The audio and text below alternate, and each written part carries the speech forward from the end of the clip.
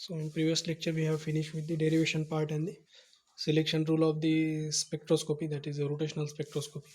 Now next part is the nature of spectrum. So diagrammatically we have already seen this, like the nature of spectrum for the ideal or the rigid rotor is likewise. Okay, so there is the difference of the 2b in the energy spectrum line for the two frequencies, and the energy differences are increasing as the energy level is increases. Okay, so likewise we have seen the nature of spectrum. So from this equation we can from equation number 5.23 we can say that the rotational transitions from 0 to 1, 1 to 2, or 2 to 3 for the j values will be positioned at the 2b, 4b, 6b as such respectively. So this is the spatial or the spectral lines which are being equally spaced, and they are separated by the distance of what, 2b. So when the b value is being very small, as in the case of HCl, which is comes out to be 10 centimeter inverse, the energy difference between the adjacent rotational energies become very small. So therefore even at the ordinary temperature the higher or rotational energy levels are quite populated ones. So as a result the rotational spectra for the each molecule will consisting of the number of equally spaced lines. Okay, so these lines or the difference in the line will depending upon the various molecule as well as depend upon the temperature also. So at the for the given molecule we need to find out the spacing in their lines. Okay, now will next point is the limitation of this rotational spectra. So rotational spectra which is observed for those molecules only which they will possess the permanent dipole moment. So this is the basic or the one of the important condition for this rotational spectroscopy. But for the homomolecular or homoatomic molecules, so they are being what, inherently non-polar, so they does not give the rotational spectra as their dipole moment values is always zero.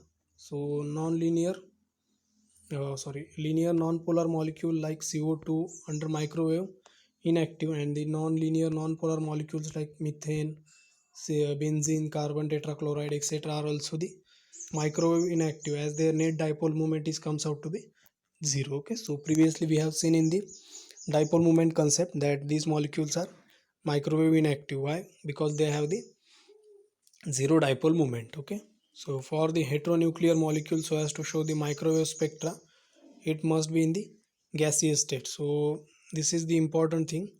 So for the microwave spectroscopy we have to use the gaseous samples only. Okay, so we cannot use the liquid samples.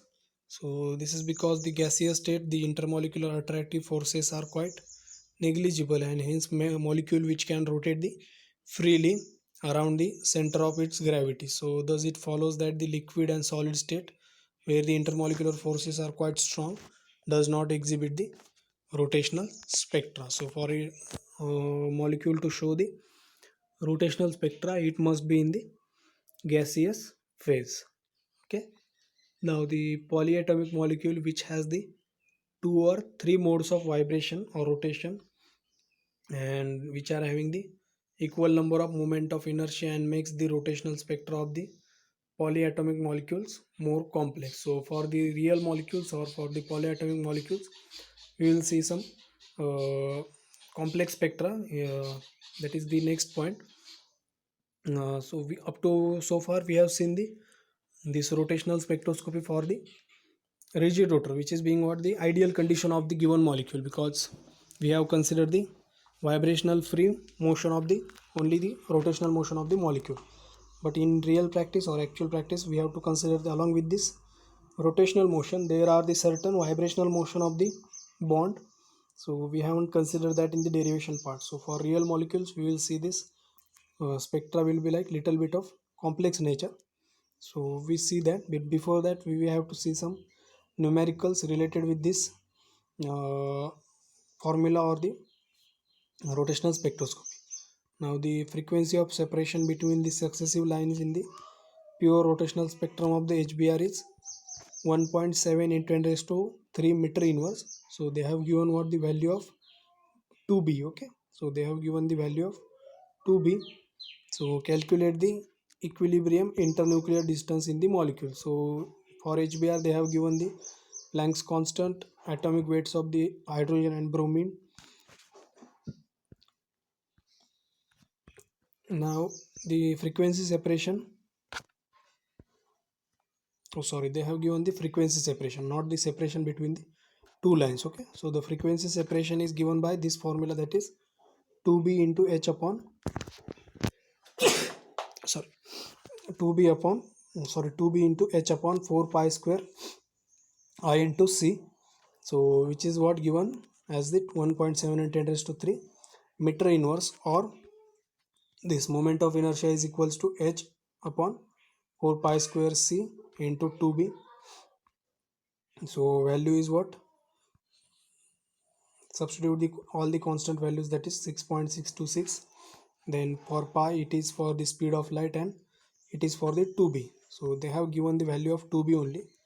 So this is okay, this is the printing mistakes. Okay, so 2b value is equals to simply 1.7 into 10 raised to 3. So once we have solved that equation, we will get this value, that is 3.294 into 10 raised to minus 47 kg meter square. Now this is the value of what, the moment of inertia, that is I value. So how we can obtain the value of I, that is mu r square. So we need to first find out the mu, which is what, the reduced mass. So we need to find out the masses of the hydrogen and masses of the bromine, which is already given as what, 1 divided by Na. So why we need to divide by the Na, that is the Avogadro's number, because the masses are given in the what, grams per mole. So grams per mole is the unit for the atomic weight. So we need to, in order to cancel this mole term, we have to divide it by using the number of moles, that is Avogadro's number simply. So this is comes out to be what, 79.9 divided by 80.9 into Avogadro's number. So the value of reduced mass is comes out to be around 1.64 into 10 raised to minus 24. Okay, so instead of using that above formula for the reduced mass, that is this formula, you can also simply use another formula, that is mu is equals to m1 m2 divided by m1 plus m2 into Avogadro's number simply. So for dividing each number, instead of dividing for each number, you can finally divide by simply the Avogadro's number. So you will get the same terms. Okay, so that is the reduced mass.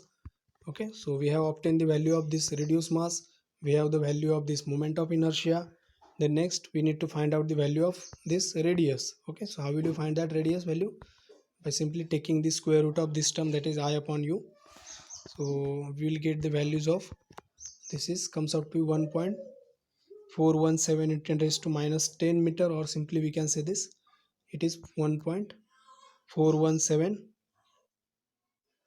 angstrom unit, or 141.7 picometer. Okay, so that is the various units that we can express that result. So whatever the unit they have been asked, so you need to express that results in the given units. Okay, now next is the pure rotational spectrum of HCl, which has a lines at 2.12 into 10 raised to 3, then 4.24 into 10 raised to 3, and 6.36 into 10 raised to 3. Calculate the internuclear distance. Again same formula, but they have not directly given the 2b value. So in order to find out the 2b value, we just need to subtract this given lines. Okay, subtract the values for the given lines. So if we subtract that values, you will get the values of 2b, and just simply substitute that value of 2b in the given formula, and you will obtain the moment of inertia like we have obtained for the previous case. Okay, use the same method, and again we need to use the reduced mass like previously I have told you. Now instead of using this formula, you just directly put the values likewise, that is m1 m2 upon m1 plus m2 into bracket number of moles, that is Avogadro's number. So once we have put that, you will get the reduced mass values. So by using the reduced mass values, you can calculate the internuclear distance. Okay, so either you can express it in the meter, Newton, nanometer, or the picometer, or the angstrom unit. So whichever the unit they are asking, you just simply express that reading in the required unit. Okay, so that is the second numerical. Now third numerical is also same, but they have given you the internuclear distance, and we need to find out the rotational constant. Okay, rotational constant. So in previous two example we have the value of 2b, but now we have to only find out the value of b only. Okay, not the 2b. So that is the rotational constant. And if they have given the separation, the separation is 2b. Okay, so just keep in mind this thing, that 2b is the separation of the frequency line, and this b is the rotational constant. So here we have been asked about the calculation of rotational constant. So how will you find that rotational constant? So they have given you the reduced mass values and the internuclear distance. So use that value to find out the reduced mass of carbon monoxide. So once we have obtained the reduced mass of carbon monoxide by using this formula again, that is m1 m2 upon m1 plus m2 into Avogadro's number. By using that reduced mass, you will find out the moment of inertia, which will be obtained by using this formula, that is I is equals to mu r square. So in previously we have obtained the reduced mass. Now substitute the value for internuclear distance, which is given was 113 picometer. So convert that picometer into the meter. How will you convert that? Just simply multiply by using the 10 raised to minus 12 and obtain the value for the uh, moment of inertia. Now here you can see this. So formula is what for B? H upon 4 pi square IC. Okay, this is equals to 2B, but now we need to obtain the value of B. Okay, so this 2 will comes here, so the formula will become what?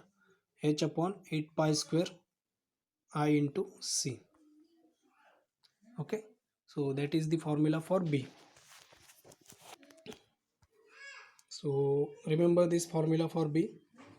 So once we have the value of H, we have the value of pi, we have the value of I, as well as we have the value of C. So once we have substituted all of these values, we will get the value of this rotational constant as 1.926 into 10 raised to minus 2, sorry, plus 2 meter inverse. Okay. So such type of problems might be asked to you in the exam. Okay, so try to solve these problems one by one.